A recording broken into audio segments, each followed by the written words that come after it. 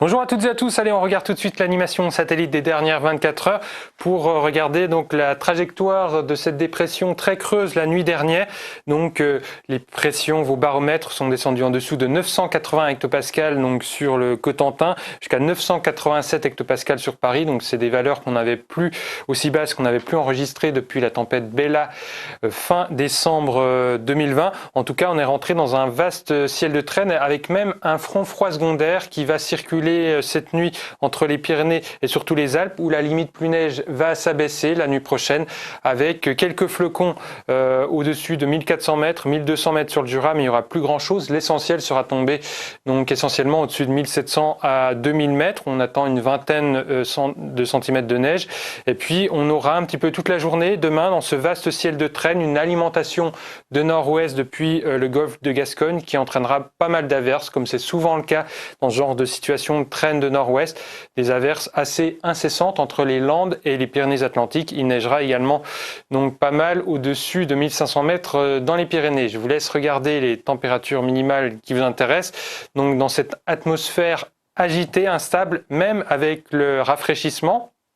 Donc on restera assez loin des gelées encore et puis les maximales donc seront également en nette baisse, donc on se rapproche, on s'approche des moyennes de saison donc pour une mi-novembre. Alors la suite c'est votre week-end avec la journée de samedi encore sous un vaste ciel de traîne avec essentiellement des averses surtout entre l'Aquitaine et les Pyrénées, en fait une partie sud-Aquitaine, sud-Occitanie avec encore de nombreuses averses. Les cumuls seront parfois importants entre les Landes et les Pyrénées-Atlantiques encore une fois. Et puis dans la nuit de samedi à dimanche, une nouvelle perturbation va retrouver le chemin de notre pays dans un courant d'ouest de nouveau assez rapide. On la retrouvera dimanche à la mi-journée sur le flanc est du pays, plus active dans sa partie nord normalement avec des neiges, des chutes de neige au-dessus de 1100 mètres sur le Jura et les Alpes, 1200 mètres sur le Massif central.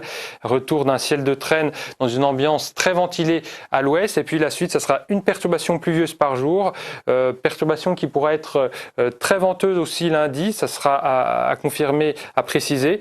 Une perturbation lundi, une autre mardi qui glissera assez rapidement sur la région sud-ouest, une troisième mercredi, en fait une par jour, et puis une autre jeudi. Vous voyez que le courant d'ouest perturbé, assez pluvieux à l'échelle du pays, va se poursuivre. Donc c'est plutôt une bonne nouvelle sur le front de la sécheresse pour un début d'atténuation de la sécheresse. Voilà, vous savez tout, il me reste à vous souhaiter une excellente soirée. Demain, nous avons le plaisir de fêter les Audes. Bonsoir.